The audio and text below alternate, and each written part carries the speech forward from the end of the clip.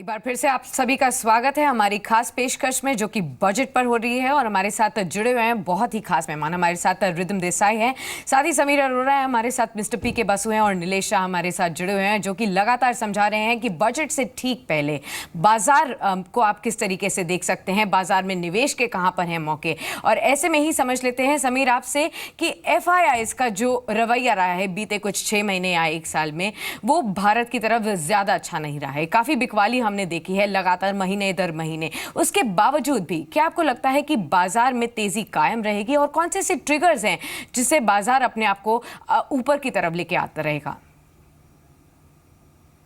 मुझे ये लगता है ये सबसे ज्यादा होपफुल चीज लग रही है कि लास्ट 1-2 महीने से डोमेस्टिक म्यूचुअल फंड्स के पास काफी इन्फ्लोज हैं, लेकिन उनकी बाइंग FII की सेलिंग से मैच हो रही है। अब ये हो सकता है, इसलिए मैं बुलिश हूँ, एक और रीजन कि कुछ दिनों के लिए, कुछ महीनों के लिए FII भी बायर हो जाए। Explain why. लेकिन अगर गलती से दोनों बायर हो गए तो आपको 10% भी रैली मिल सकती है 2 महीने में। और वो क्यों हो सकता है? बजट के बाद कि मार्च 31 तक मॉरिशस से और सिंगापुर से आने वाले फंड्स को ग्रैंडफादरिंग का बेनिफिट मिलेगा। दैट मीन्स वो जो भी इन्वेस्ट करेंगे up to March 31 that is tax protected. उसमें कोई short term long term gain नहीं है। तो अगर इस बजट में सपोज शॉर्ट टर्म की डेफिनेशन या लॉन्ग टर्म की डेफिनेशन 2 साल कर दी जाए तो दैट मीन्स लोगों को का टैक्स बढ़ गया। लेकिन FIIs के पास एक लास्ट विंडो होगी मार्च 31 तक इन्वेस्ट करने की जिसमें कोई टैक्स नहीं है। तो उस टैक्स विंडो का एडवांटेज उठाने के लिए ये भी हो सकता है कि ज्यादा पैसे आ जाए in the very short term. After that we see what happens. लेकिन अगर 1 महीना भी ऐसे हो गया कि FII फ्लोज पॉजिटिव है और म्यूचुअल फंड के तो पॉजिटिव चल ही रहे हैं, then there is nobody to sell because अभी तो दोनों मैच हो रहा है, इसलिए मार्केट नहीं बढ़ रही है।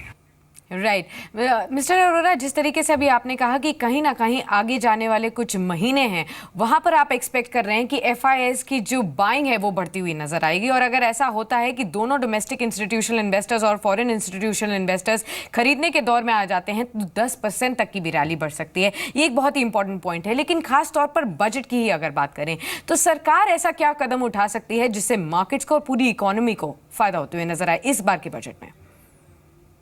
बजट रिलेटेड पोजीशन नहीं है। दैट मींस अगर government is spending more money, उसका मेरे को डायरेक्ट स्टॉक मार्केट में कोई स्टॉक नहीं खरीदना जी।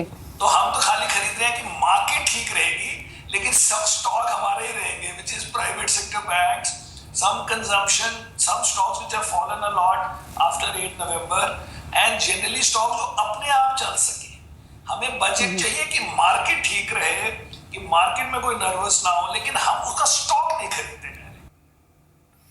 मिस्टर शाह, आपसे भी सिमिलर सवाल ही होगा। जानना चाहेंगे, जैसे मिस्टर अरोड़ा ने अभी कहा कि कहीं ना कहीं FIIs का जो निवेश है वो शायद आगे जाते हुए बढ़ता हुआ नजर आए। क्या आपको भी ऐसा लगता है कि बजट के बाद FIIs का जो रवैया है भारतीय बाजारों की तरफ वो भी बदलता हुआ नजर आएगा?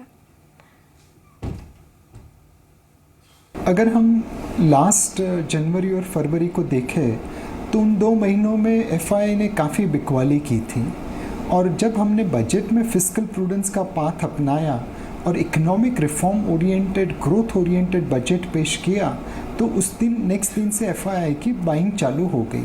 ऑलमोस्ट 360 डिग्री यू टर्न मार दिया FII ने जब उन्हें लगा कि भारत फिस्कल प्रूडेंस का पाथ अपना रहा है।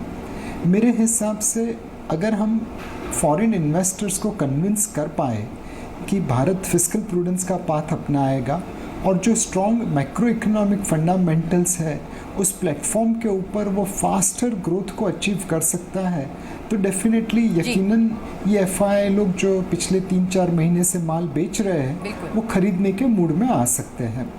दूसरी चीज़ है कि हमें FII से ज़्यादा डोमेस्टिक इन्वेस्टर्स को देखना चाहिए।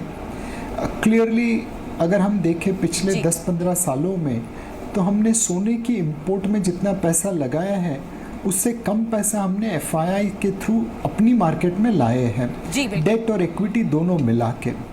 एब्सोल्युटली। मिस्टर बसु, यहाँ पर आपको लाना चाहेंगे, और कहीं ना कहीं अभी हमने डोमेस्टिक इंस्टीट्यूशनल इन्वेस्टर्स की बात करी, फॉरेन इन्फ्लोज की बात करी, लेकिन US में जो नए प्रेसिडेंट आए हैं डोनाल्ड ट्रंप, उनके लिहाज से भी देखा जाए तो अक्रॉस द ग्लोब सभी बाजारों पर असर पड़ रहा है। उसके बाद भारतीय बाजार के लिए कितना बड़ा ट्रिगर हो सकता है, आप ये समझाइए। हाँ, मेरे ख्याल में प्राइस्ड इन है, क्योंकि अगर आप नवंबर और दिसंबर की ट्रेडिंग देखें तो दो चीज़ थे। एक आकांक्षा थी कि quarterly earnings will be weak in the last quarter, and they have indeed turn out to be weak. अब जो रिपोर्टिंग सीजन आ रही है, that will be another weak reporting season. And the second thing is the impact of the Trump presidency, वो भी है, उससे भी असर पड़ रहा है कंपनीज़ की अर्निंग्स पे और एक्सपेक्टेशंस पे। पर अब अगर आप देखिए, budget is going to be one factor that changes the outlook. ये दूसरा चीज़ है कि we are now beginning to see the actual positive impact of demonetisation on two things. एक है बैंक डिपॉजिट्स पे। Bank deposits have jumped in November and they are likely to continue to be strong in the subsequent months.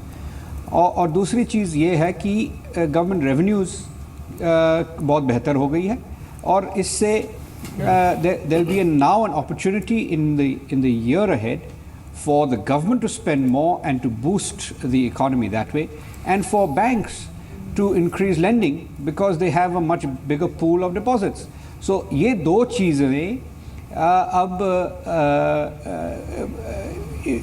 इस साल के अगले साल, ये 2017 के जो इकोनॉमिक ग्रोथ प्रोस्पेक्ट्स है वो बहुत बेहतर हो जाएगी जी। और एंड आई थिंक जो विदेशी निवेशक है वे उस पे ध्यान देंगे। बिल्कुल, बहुत बहुत शुक्रिया मिस्टर बसु, आपका हमारे साथ जुड़े रहने के लिए। साथ ही मिस्टर अरोरा आपका भी, मिस्टर देसाई और मिस्टर शाह, आप सभी का बहुत बहुत शुक्रिया इस खास पेशकश में हमारे साथ मौजूद रहने के लिए।